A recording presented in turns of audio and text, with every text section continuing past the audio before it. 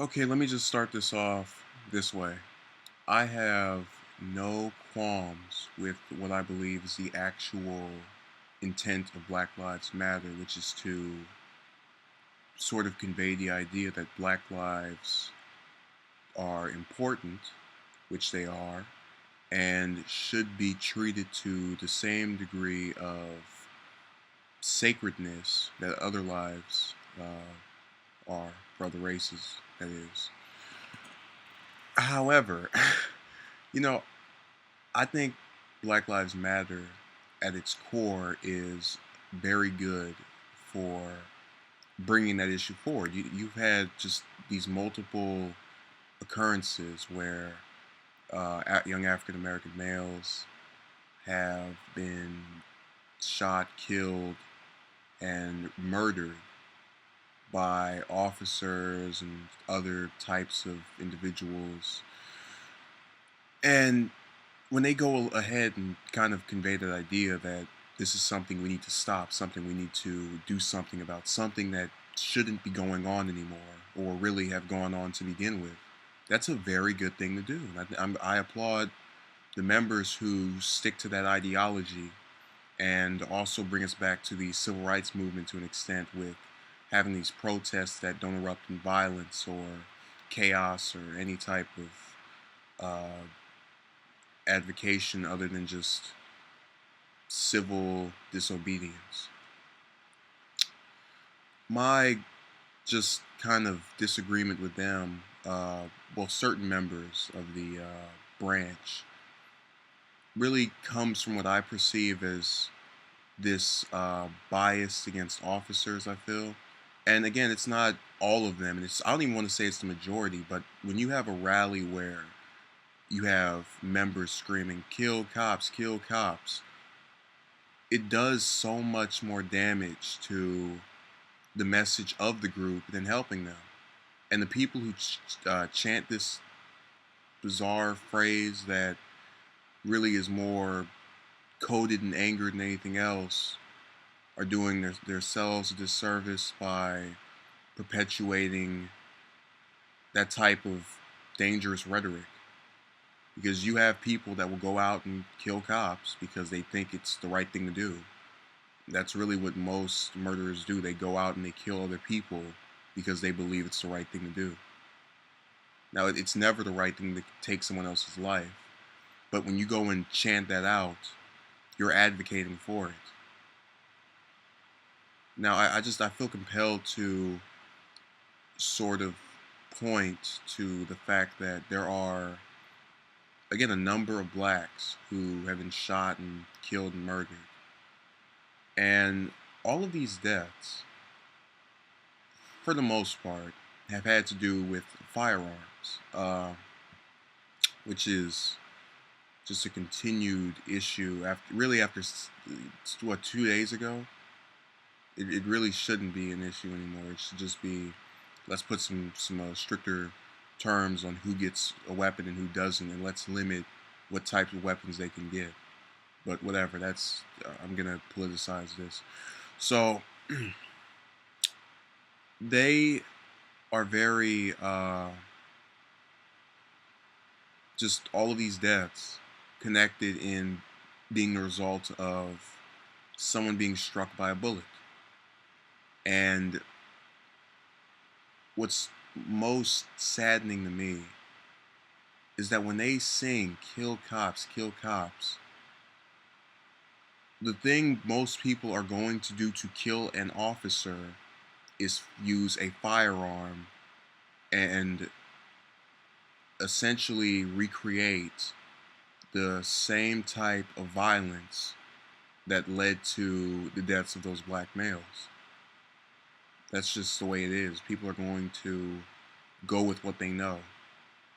Now, does this mean all people who hear that rhetoric are going to go out and kill cops? Of course not.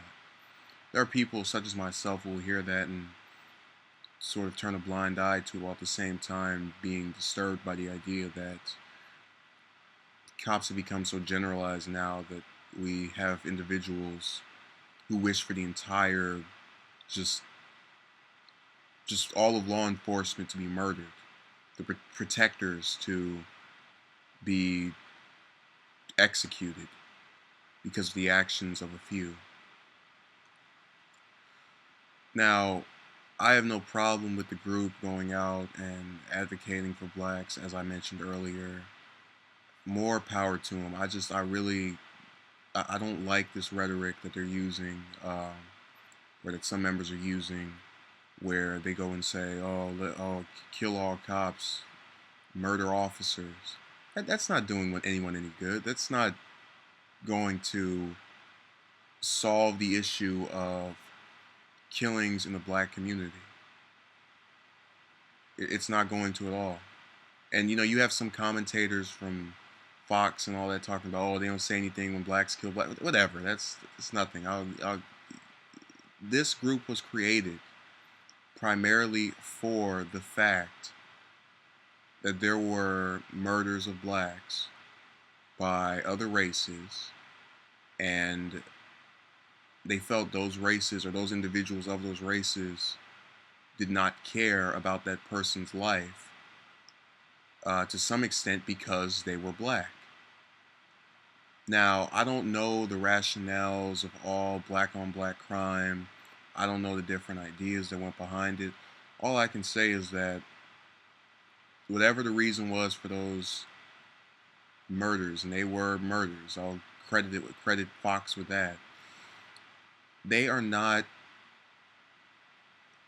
something that can be attributed to a group of people, meaning that yes, you have some blacks that kill other blacks, you have some cops that kill blacks, and we're not seeing the stories of black on black crime in the media, and I think that's part of the reason why they don't say anything about it. It's not reported, it's not publicized. So really it all goes back to the media, because that's really where most things get reported, how most people find out about things. I go on to CNN.com almost every day and go and look up the news, and that's where I get my information. If it's not on there, I might not see it. It might not ever come to my attention. So I really can't blame Black Lives Matter for not talking about black on black crime. And I don't think they should focus their efforts on black crime, because the fact of the matter is the people who are getting away with these types of crime, you have so many blacks in jail disproportionately, but then you have these cops that are going to kill blacks and they get away with it. They go and walk free, and that needs to stop. Now, both of these occurrences, black on black crime and blacks being murdered by officers, need to end, but one at a time. And if we're able to sort of convey this idea that when you murder someone, regardless of their race, you will face due process and not just get off, we're going to do ourselves, referring to blacks, and all Americans a service by stopping an injustice that has persisted for decades and decades and decades. Just maybe not to the extent that we're seeing it now, but it's been going on for a long, long time. And it usually doesn't get this type of attention. And the Black Lives Matter movement is giving it that attention. I'm appreciative of that. So there's really no reason for this type of negative connotation it has at this point, the movement in general. You have some trying to go and say blue lives matter, cop lives matter, and they do as well. But phrases like that are solely created by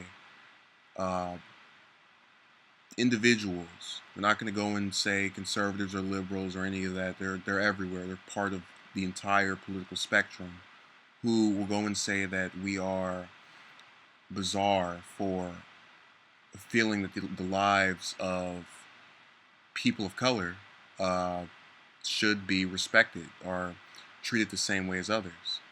And that is kind of their way of almost mocking the term Black Lives Matter. But On the other hand, you also have Black Lives Matter members who get upset when this term is used, which I can certainly understand. But in doing that, they're giving their enemies just this knowledge that they have something or have created something that bothers them. And I completely sympathize with the disillusion that comes along with hearing phrases like Black Lives, sorry, Blue Lives Matter, White Lives Matter. Soon we're gonna get Orange Lives Matter. Who knows what that is? I have an orange tray in this room. Maybe that's what the next thing they're gonna go and use against us. All I can say is that getting upset over that phrase doesn't really do anything to advance the cause and just kind of makes them appear to be easily angered. And there's a stigma attached to or stereotype attached to blacks and anger and just and rage and the angry black man, the angry black woman, just that's all over the place.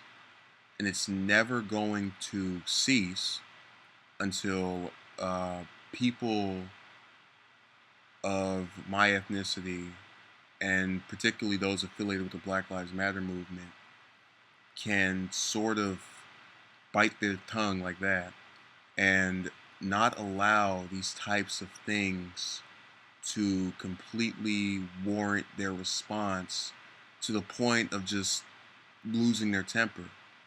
You know, I've been an individual who's lost my temper at times.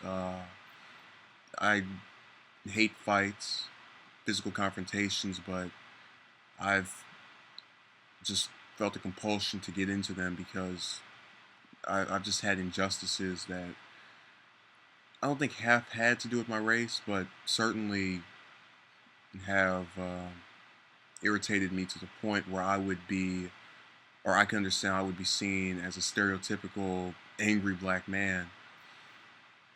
And I just don't want that same stigma to be attached to black males on a whole, or just black people on a whole. I don't want that same negative image to be perpetuated onto other people of my race. That's really the whole point of even making this. I just want there to be some silver lining in all of these killings we've had over the last couple of years. The silver lining would be the fact that after 3 years, after 4 years, 5 years, however long it takes until these finally stop, that even though there was this struggle and you had people making fun of blacks and people saying they were never going to have progress, we're never going to do this, we're never going to do that, they finally made it. And the only way to make it is to find some way of staying out of these violent situations. You've had protesters get beat up. I'm not saying stop protesting, but there's a time for fight and flight, and if you can choose flight, get out. And focusing on education, which is something I think a larger number of blacks are doing now than ever, and I'm very happy about that. So all in all, I think there are a number of routes that can be taken. I really suggest either education or the workplace, because people, when they have nothing to do, usually are more inclined to get in trouble. And when you have as many people getting into these altercations as we have with black males who have been murdered, you know, we don't. I'd like to believe that the cops just went crazy, but there's always that kind of lingering doubt. But I never believe they deserve to be murdered. But just to get oneself away from environments that really contribute nothing positively to their overall standing, be it academically, be it financially, is paramount to the survival of not just African Americans, but really people as a whole. There is a resilience to productivity. And I think the Black Lives Matter movement, when it is looked at in maybe 10 years, 20 years, 30 years past my lifetime, it will be seen as very reminiscent of the civil rights movement. The only real difference now is that you have no real leader or figure that you can associate with it. But it will be seen as something positive. I don't care what the pundits on Fox say. I don't care what people on YouTube say or what the whole world says at this point. It will be seen as a group that, if it didn't hit the mark on stopping racial injustices, and we've had a whole bunch in this country within the last 2 centuries. But if it's not seen as stopping those injustices, as stopping these continued, relentless, never seeming to be never-ending murders of young black males, just black males in general, or black people in general, if you want to throw in some of the women that have been murdered as well, I definitely believe that its productivity will drown out any negative connotation it can have later on. And I think that's the biggest appeal to the movement. That's why I'm so happy that so many people have tried to make things better for blacks as a whole. That's how I feel about it. Thank you.